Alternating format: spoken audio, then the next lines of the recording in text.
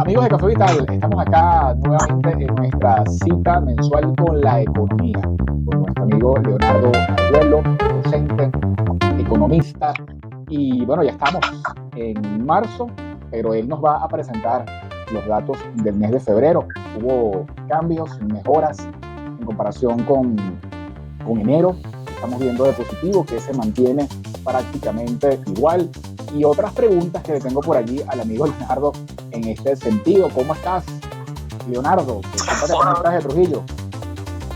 Hola, Víctor, un cordial saludo pues a los escuchas de tu programa Café Vital por sintonía 1420 AM. Pues por acá en Trujillo bien, con un clima bastante variado. Hemos tenido unos días de lluvia, frío, se están alternando con intentos de verano y vamos desarrollando las actividades de la universidad. Bueno, queremos saber, ¿no?, cómo cerró febrero en sus distintos indicadores. ¿Qué nos dicen tus datos? Ok, bueno, Víctor, vamos a tratar de hacer una descripción lo mejor posible de las principales variables económicas en torno al cierre de febrero, estos 2 primeros meses del año. Ok, en términos, vamos yendo primero por la tasa oficial del dólar BCB, que a partir de ahí eso impacta varias variables de la economía. Recordemos que habíamos cerrado el 2025 con un incremento del dólar de un 471%, correspondiente a todo el año 2025. Pasamos de una tasa de casi 53 bolívares y cerramos ese año con 301 bolívares, el valor de un dólar. Al cierre de enero, esa tasa cerró en 361 bolívares, aumentó un 21,88% solamente en enero. Su correspondiente valor en febrero cerró en 417 bolívares, un incremento de un 12,72%. Vemos ahí una significativa desaceleración en la tasa de crecimiento del dólar, pero igual sigue creciendo, ¿no? Esa es la mala noticia para nosotros. No es de tan significativa intensidad, pero sigue siendo fuerte porque es un indicador de 2 dígitos. Claro. Nos da un valor acumulado de un 24,60% el incremento del dólar en los 2 primeros meses, lo cual es bastante fuerte, Víctor y queridos escuchas, porque nos está señalando este índice que la tasa de cambio se ha incrementado en un poquito más de una tercera parte. Y en apenas 2 meses es bastante significativo. Cuando comparamos ese valor interanual, cuánto aumentó el dólar BCB de febrero del 2026 con respecto al 2025, wow, la cifra es ruda, 550% de aumento. Es el gran golpe que se lleva a nuestra economía familiar, nuestros bolsillos. En términos de intervenciones bancarias, seguimos teniendo la misma situación con la cual cerramos en el mes de diciembre del año 2025. Recordemos que la última intervención bancaria del BCB fue el 15 de diciembre. Sumó en diciembre, hubo solamente 3 intervenciones bancarias, 125 millones de dólares, y desde esa fecha, Víctor y estimados escuchas, el Banco Central de Venezuela no hace intervenciones bancarias. Recordemos que luego de estos eventos políticos ocurridos a partir del 3 de enero de este año 2026, con todas estas medidas que se han tornado en torno al sector petróleo venezolano, a la exportación de ese petróleo, a una cierta recuperación paulatina de algunos mercados en el exterior, concretamente el norteamericano, y ajustes que se hicieron con mercados asiáticos, la administración de los ingresos por esas ventas de petróleo han sido asumidas directamente por el gobierno norteamericano y se dirigen a un fondo financiero, lo que ellos han llamado un fideicomiso en Qatar. Okay.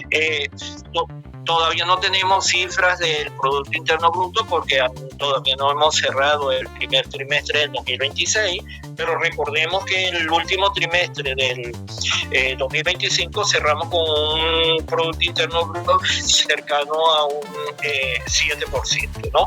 ¿Qué decían las proyecciones de la economía en torno a esta variable para este año?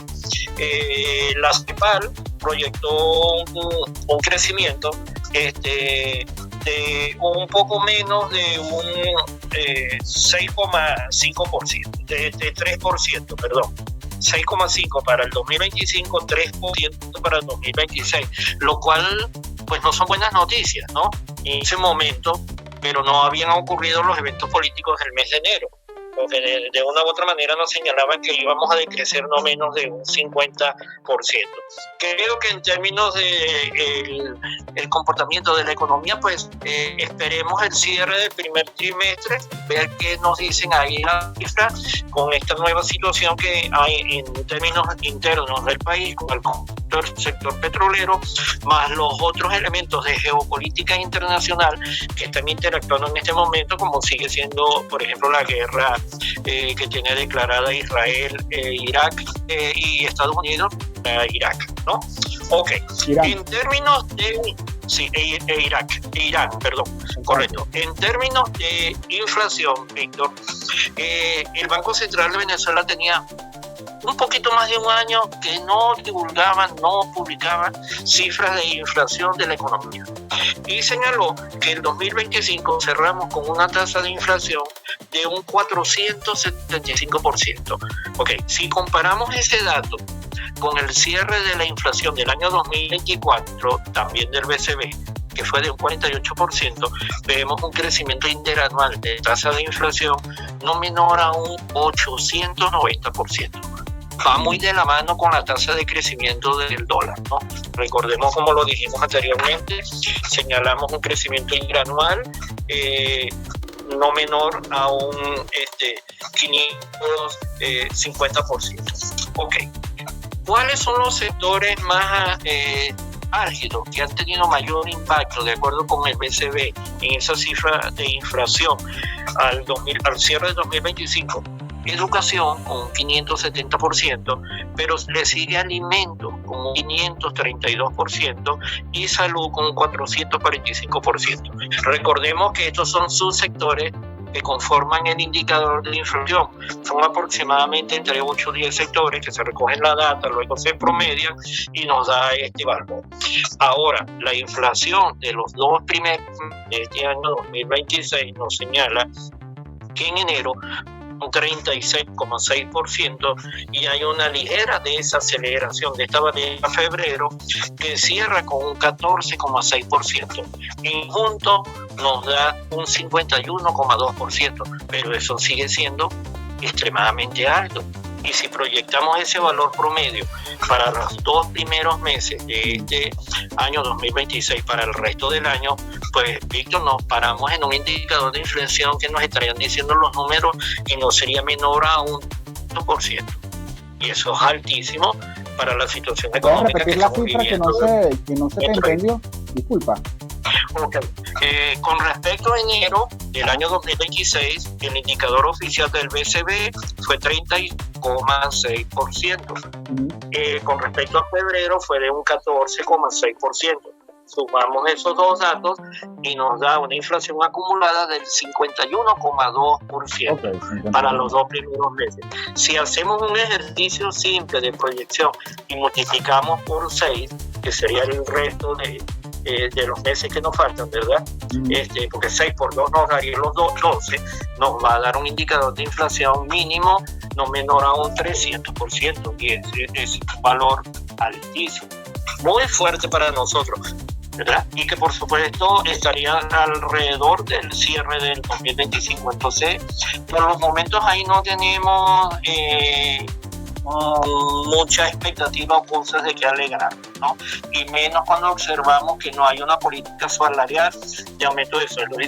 Ahora, a tu criterio, ¿qué se pudiera hacer para que esa proyección de 300% no se dé, sino precisamente no se convierte? Víctor, necesitamos un plan económico. No tenemos un plan de manejo de la economía. Lo que tenemos son cosas puntuales, lo que llamamos los economistas pañitos calientes. Bueno, hay que hacer subasta de dólares, los actores de la economía requieren dólares para tratar de contener el incremento de la tasa. Ok, eso es lo que en el argot económico se llama quemar dólares. Ok, ¿dónde están el resto de las otras medidas? Ok, si tú le vas a dar a sectores y sectores productivos de la economía para que produzcan más, alguien tiene que poner esa producción. ¿ok? Que serían las familias, serían los consumidores, pero esos familias y consumidores necesitan poder adquisitivo para poder hacerlo. Aquí en juego el aumento de sueldos y salarios, entonces requeriría una política salarial. Pero los actores económicos también están siendo impactados solamente por la tasa de cambio, ¿verdad? Sino también están afectados por altos tributos nacionales y municipales. Entonces necesitamos el diseño de una nueva política tributaria. ¿Okay? Pero los actores también están siendo afectados por la mala prestación de servicios públicos, concretamente electricidad, agua, y entonces necesitamos recomponer la estructura de prestación de servicios públicos para los actores de la economía. Entonces, cuando tú ves y comienzas a ver las multiplicaciones que tiene esto, tenemos un gran número de fallas. Por eso señalo que se requiere con urgencia diseñar un plan macroeconómico que aplique todas estas fallas estructurales que está teniendo la economía. Como economista y bueno, por supuesto como venezolano, hay un conjunto de fallas. ¿Por dónde empezar, Leonardo? Porque el problema tiene muchos factores, ¿no? Muchos causantes. En ese modelo de plan económico óptimo, para no darle la palabra ideal, ¿por dónde empezar? ¿Empezamos por los sueldos? ¿Empezamos por la rebaja fiscal? Porque también hay quien dice, bueno, si se aumentan los sueldos, automáticamente se dispara la inflación. ¿Cuál es el primer paso a dar según tu criterio? Deberíamos comenzar por reducir el tamaño de lo que decimos Estado, cuando realmente es el que toma sus medidas, implementa sus políticas, y tenemos una nómina extremadamente abultada en el sector venezolano, pero con una situación que tiene de opacidad. Realmente no sabemos el número de empleados que tiene el sector público. Tampoco conocemos con las cifras precisas el número de pensionados y jubilados que tiene el país. Entonces, esa cifra hay que sincerarla. Tenemos una carga a nivel de ministerios, de vicepresidencia, que están cercanos a los 40 instituciones públicas. No tenemos cómo sostener una estructura de gobierno de ese. Tenemos que empezar a sincerar la situación por ahí y paulatinamente ir acompañando, ¿verdad?, en la formulación de este plan, pues cuáles son los sectores prioritarios, ¿no? Porque como decimos, Víctor, que el sector de electricidad no es prioritario. Claro. Las empresas necesitan tener condiciones para desarrollar su actividad económica. Como decimos que no es prioritario el que las empresas consigan financiamiento en las instituciones bancarias. Eso requeriría bajar el encaje legal, que está en un porcentaje aún muy alto de un 70%, a ese valor que hablan los expertos en economía monetaria, alrededor de un 20%. Entonces, hay todo un conjunto de medidas, lo que hablaba de la voracidad fiscal, los tributos, sobre todo a nivel municipal, hay que disminuirlo, el tamaño de la carga burocrática de los gobiernos locales y bajarla, ¿verdad?, para que podamos encontrar un punto razonable de equilibrio en el manejo de los ingresos y podamos ir paulatinamente definiendo un nivel de salario, claro, ¿verdad?, que no se volatilice, pero en cuestión de unos días, ¿no?, que no se vuelva a salir. Ahora, entonces, ¿tú recomiendas que, digamos, los salarios sean ajustados de forma sectorizada y paulatina? Es decir, empezar, por ejemplo, primero con los pensionados, luego jubilados, salario mínimo, o comenzar primero con los educadores, luego pensionados, sueldo mínimo general. ¿Cómo lo ves más saludable el ajuste? Ese ajuste realizar previamente. Primero, Víctor, habría que hacer el estudio y limpiar esas nóminas. Hay muchas personas que están pensionadas o jubiladas, ¿sí?, y obtuvieron ese beneficio pagando una comisión, un acto de corrupción, porque no tienen los requisitos legales. Entonces, lo primero es sanear desde el punto de vista del cumplimiento de los requisitos esas nóminas. Una vez que usted hace eso, usted sincera el monto de esas nóminas, y el que está pensionado y jubilado, Víctor, se ganó su derecho. Si lo trabajó, si cotizó al Seguro Social, él tiene derecho a su beneficio. Eso es intocable. Ahora, dentro de los sectores que atacar, ¿verdad? Una cosa es que nos vayamos por la vía de la meritocracia, ¿verdad? Y declaremos sectores prioritarios, como lo puede ser muy bien el sector, todo lo que tiene que ver con alimentos, porque tenemos que producir alimentos, pero lo que tiene que ver con educación y lo que tiene que ver con salud. Como decimos nosotros que eso no son prioritarios, ¿ok? Pero aparte de eso, en términos de la meritocracia, ¿verdad?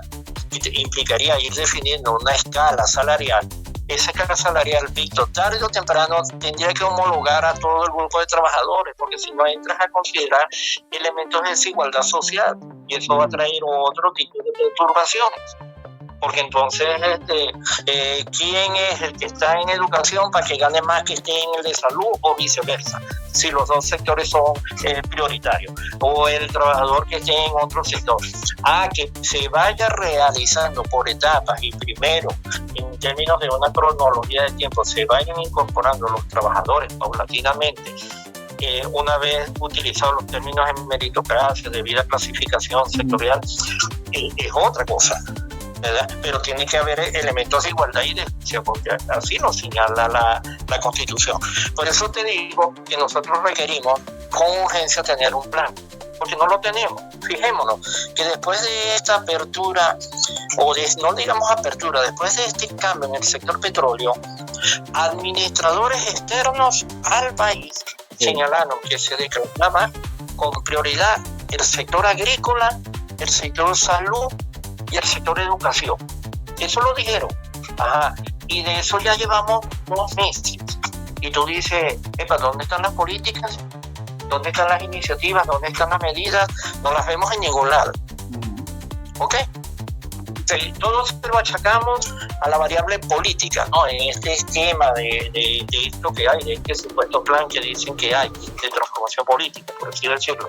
Pero si tú declaraste una información de tipo económico, entonces ¿dónde está ese conjunto de acción? ¿Dónde está ese conjunto de medidas? Eso no lo vemos por ningún lado.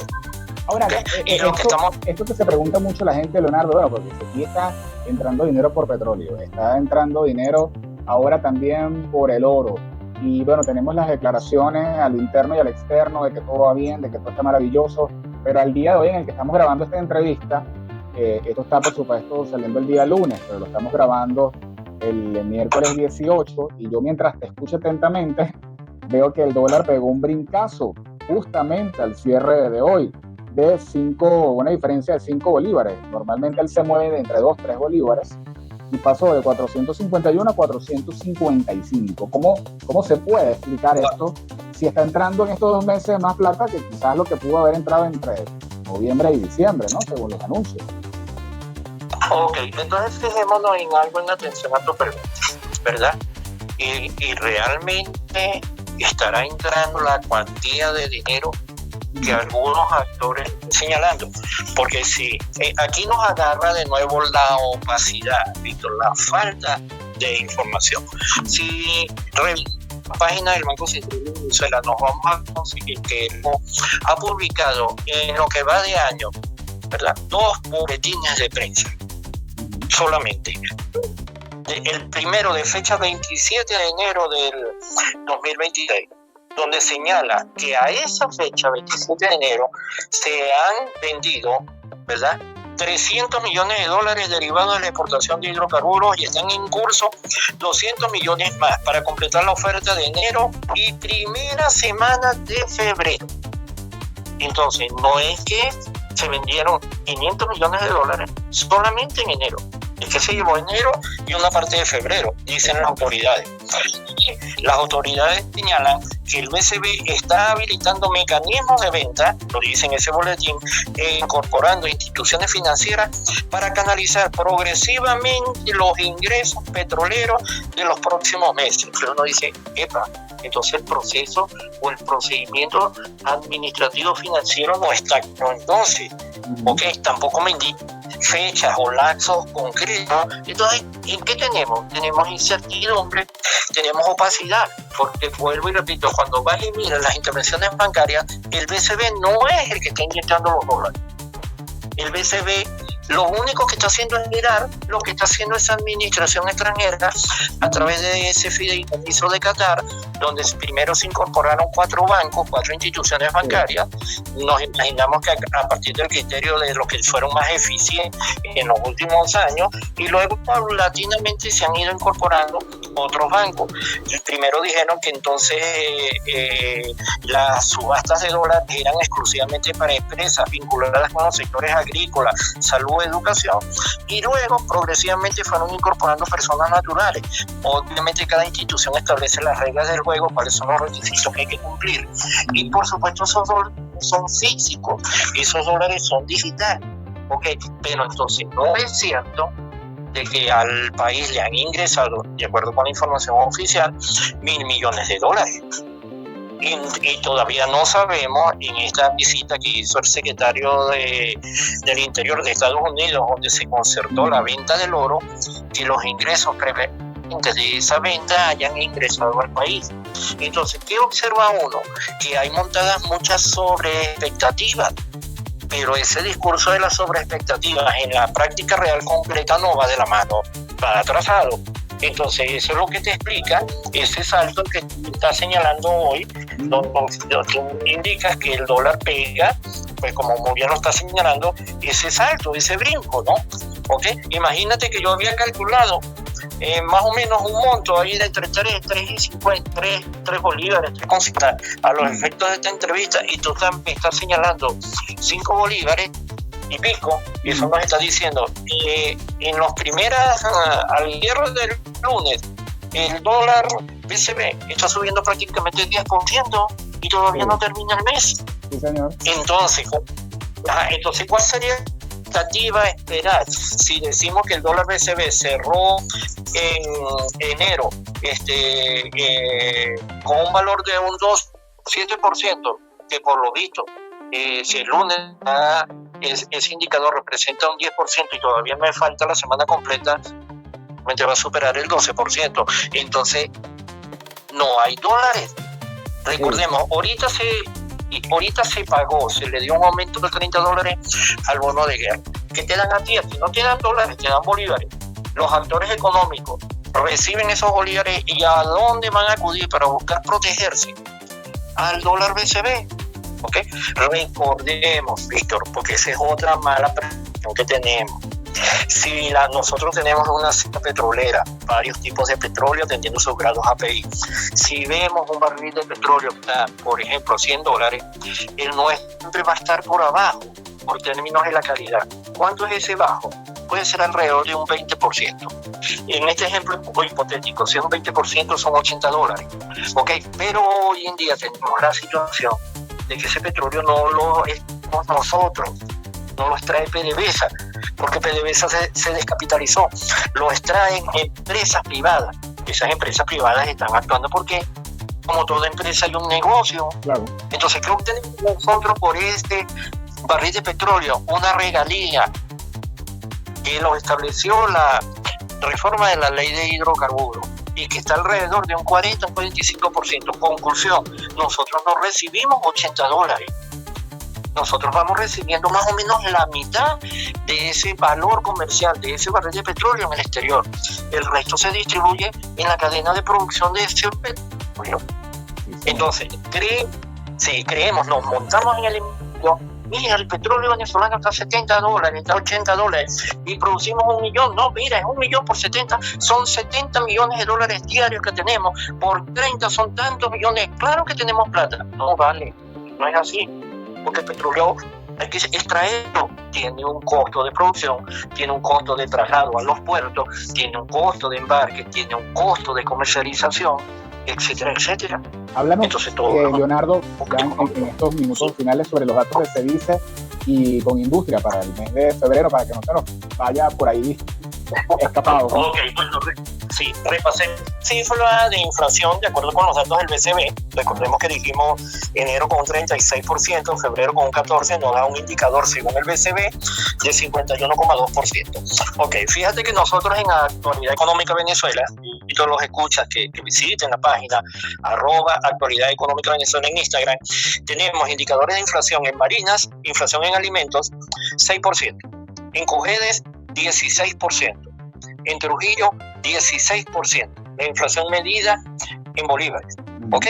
En dólares, ¿sí? Barinas reporta un decrecimiento, lo que diríamos una deflación. El costo en dólares de la canasta en casi un 9%. Cojedes aumentó en un 2% y Trujillo aumentó en un 2%.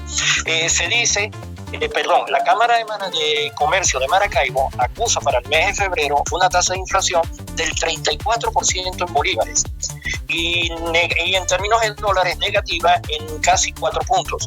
Se dice el inflaciómetro de Carabobo acusa para febrero 5,56% en bolívares y 4,8% en dólares. Y se dice Caracas acusa en febrero 1,50% de inflación en bolívares y un menos 0,49% en dólares. Estamos viendo cómo las tasas, los índices de inflación en bolívares o en dólares, dependiendo de las regiones, están teniendo comportamientos que parecieran ser un poco éticos. Van en función del comportamiento que tiene la tasa del dólar. Y el Sendas no ha publicado, el Sendas de la Federación Venezolana de Maestros no ha publicado el indicador de febrero, publicó recientemente la de enero y señala un indicador de inflación de un 19%. Todo, como podemos observar, en términos generales, son indicadores de inflación que no dejan de ser significativamente altos, sobre todo en el renglón alimentos, ¿no? que no deja de ser preocupante, ¿no? Así ¿Okay? es. Esa es la tasa. Sí, señor. ¿Sí? Esperemos entonces que para el mes de marzo no perdamos la esperanza, Leonardo. El resultado sea mejor, ¿no?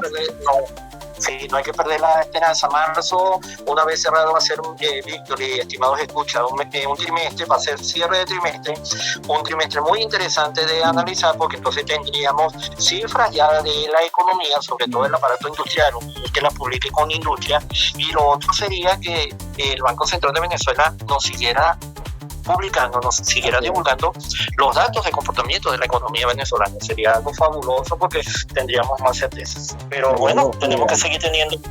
Esperemos que esto que dice el Banco Central de afinar los procedimientos administrativos, financieros, la inyección del dinero en la economía, pues se hagan más expeditos, ¿verdad? Y sobre todo que las decisiones políticas, Víctor, no queden en, por ejemplo, lo que pasó en el día de hoy, ¿no?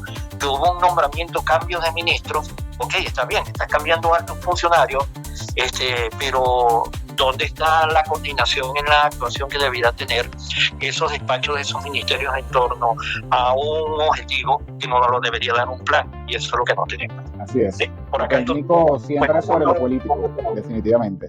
¿Dónde te seguimos? ¿Por qué cuentas en redes sociales, por favor?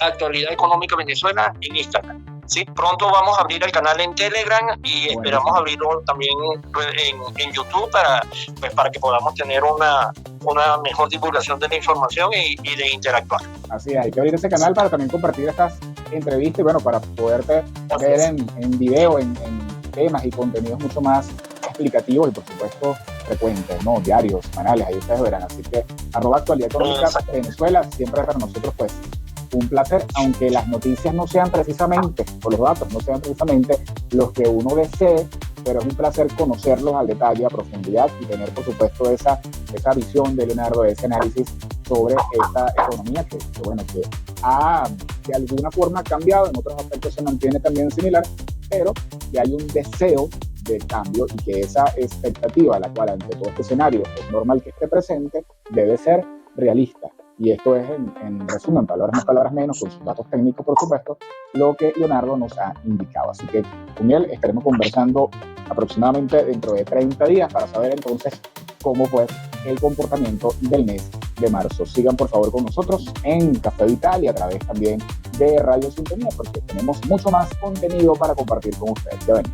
Café Vital es una presentación de Tienda Holística Botica del Alma, BN Medios, Publicidad y Comunicaciones, Servicios Contable Corporación NJC, ARS, Tu Unidad Médica Spa, Doctora Yamile Álvarez, Pediatra Neonatólogo, Walter Angelosante, Médico Internista, Rosana Cermeño, Astrólogo, Alisbeth Alvarado, Servicios Jurídicos para la Constitución de tu empresa, Plomería Firmo Pinedo, Chali García Coach, especialista en programación neurolingüística, liderazgo e inteligencia emocional, y Mirboni Cerezo, para el tratamiento de tus heridas.